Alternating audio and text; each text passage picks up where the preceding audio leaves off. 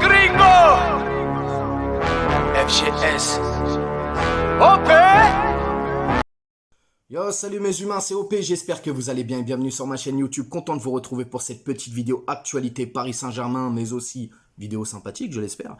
Mais aussi, les gars, un sujet qui m'intéresse fortement et que j'avais envie d'en parler avec vous. Donc, restez concentrés. Dites-moi ce que vous en pensez. Pour ou contre, oui ou non. Qui suis, je ne sais pas. Peut-être la nature est belle.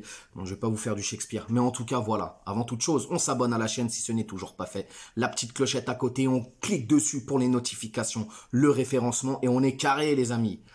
Renato Renato, joueur portugais, international portugais même si je puis dire, joueur de Lille, du LOSC. Le LOSC, hein, on le sait, était très coriace sur ce dossier, ne voulait rien entendre. En tout cas, eux, ils voulaient du cash. Et ben encore une fois, le sniper de Lisbonne a réussi à faire 3-4 hit shots, mon pote Luis Campos. Il est venu bang bang bang. En ce moment, il enchaîne que les bangers, gros. Masterclass sur masterclass dans les montages financiers. Le gars, il a réussi à te sortir un prêt avec option d'achat à 10 millions.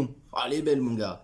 Elle est belle. Franchement, bon, bref. En tout cas, moi, après, sur le joueur, vous me connaissez, les gars, Renato, c'est fort. Il faut le dire, c'est fort. Quand il est en forme, c'est fort. Mais quand il est en forme, parce que quand il est à l'infirmerie, frérot, alors c'est fort sur le lit de l'infirmerie, c'est peut-être fort avec l'infirmière aussi, je pense, mais pas sur le terrain. Et nous, ce qu'on veut, c'est le terrain, frérot. La vérité, c'est le terrain.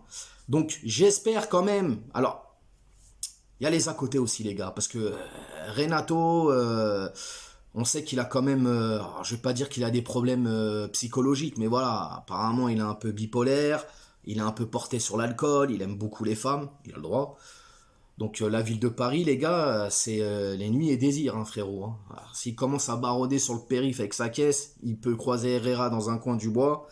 Bon, là je plaisante, mais en vrai c'est pas drôle, parce que j'espère vraiment qu'il aura la tête focus au ballon. De toute manière, avec cette restructuration au club justement, et ce nouvel air et ce nouvel élan que veut donner, que veut insuffler Galtier et Campos main dans la main, je pense que là Renato il a pas le choix. C'est soit il s'occupe du ballon et il le fait bien, ou soit frérot il va manger le banc. Ou le banc ou les gradins. Mais en tout cas, voilà. Bref, en tout cas, je suis très content de sa venue. Maintenant, comme je l'ai dit, c'est pas le terrain. Si, c'est le terrain, mais c'est surtout les à côté. J'espère qu'il va pas se faire happer par la nuit parisienne. J'espère qu'il y aura des gens autour qui vont le tenir un petit peu et ce serait bien. Donc voilà. En tout cas, je pense que ce sera officialisé de ce qui se dit avant dimanche, peut-être dimanche. Donc c'est plutôt pas mal. Maintenant, on va rester dans le milieu parisien, parce que là, on va parler d'un milieu. Alors, un milieu qui n'est pas chez nous, qui n'évolue pas dans notre championnat, mais qui a failli venir en 2019. Alors, on va parler de Frenkie de Jong, les gars. Frenkie de Jong, on le sait, hein, il a fait partie de cette fameuse équipe de l'Ajax Amsterdam qui ont mis des branlées à tout le monde lors de cette épopée européenne, hein, qu'ils ont fait. Un beau parcours, faut le dire. Ensuite, le mec doit arriver à Paname, il est sur Paris, machin et tout, il doit signer, et finalement, il signe pas. Il se barre au dernier moment au FC Barcelone. Bon, il se barre, hein, c'est la vie, c'est comme ça. Même si il nous l'a mis un petit peu dans le baba.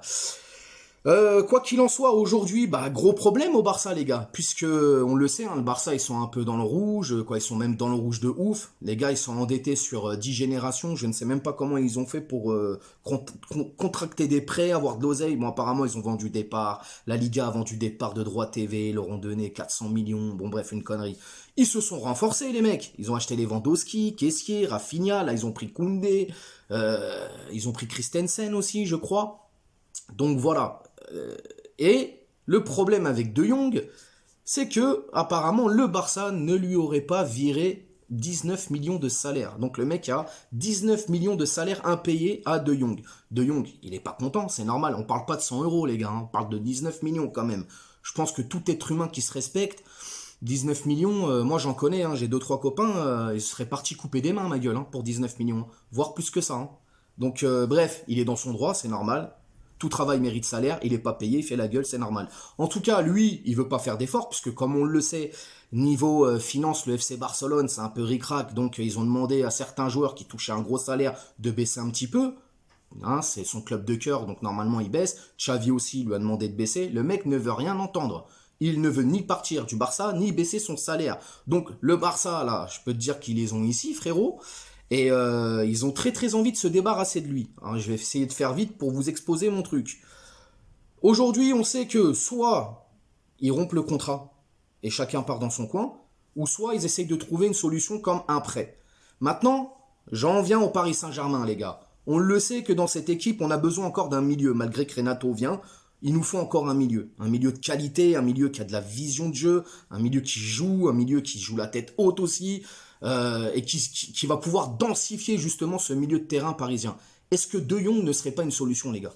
Je vous pose la question. Alors, certains vont me dire, ouais, mais OP, il est pas venu en 2019, il nous a pissé dessus, patati patata. Les gars, oui, je l'entends.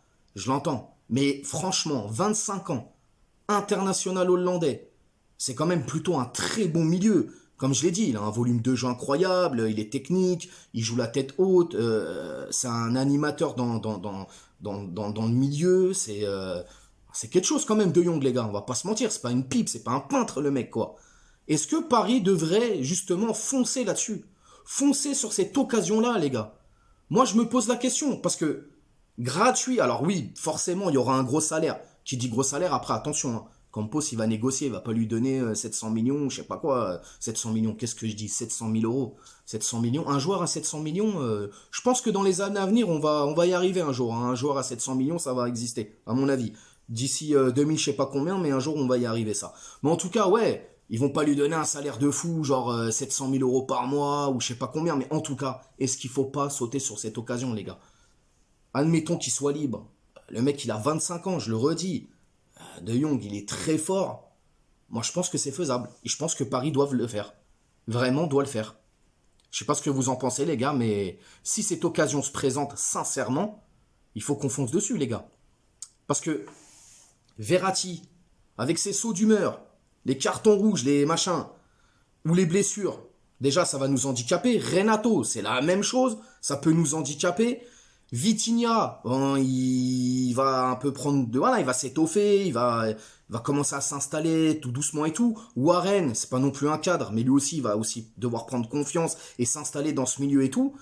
Je pense qu'un milieu de sa trempe à De Jong, ça nous ferait pas de mal, les gars. Vraiment pas de mal. Sincèrement. Donc voilà, je voulais juste avoir votre avis là-dessus. En tout cas, lui, de son côté, avec le Barça, c'est vraiment, vraiment, vraiment très compliqué. Hein, préjudice incroyable. Je pense que le Barça vont pas lui payer ses 19 millions, à moins qu'ils saisissent la justice. Je sais pas comment ils vont s'arranger. De toute façon, c'est pas nos problèmes, ça. Maintenant, lui, s'il se retrouve libre, moi, je pense que Paris doit foncer dessus, tout simplement. Dites-moi, vous, ce que vous en pensez dans les commentaires. C'est très important, les gars. Je veux vraiment que vous me dites, exposez-moi vos faits, vos arguments, etc. Sur ce, n'hésitez pas à vous abonner, partager, liker, les pouces bleus, les gars, les pouces bleus pour le référencement, très important. Aussi, tous les soirs, Instagram, comme d'habitude, je vous mets le petit lien ici en bas, tu me rejoins, tu me follow, on fait des petits lives, on est ensemble, on parle de football et du Paris Saint-Germain, bien entendu. Et puis, on s'attrape demain, ça y est, les gars, on reprend du service, on remonte au charbon, les mecs. Demain, l'avant-match pour le trophée des champions, Paris Saint-Germain, FC Nantes. Je peux te dire que ça va y aller à toute berzingue, mon pote. Ciao.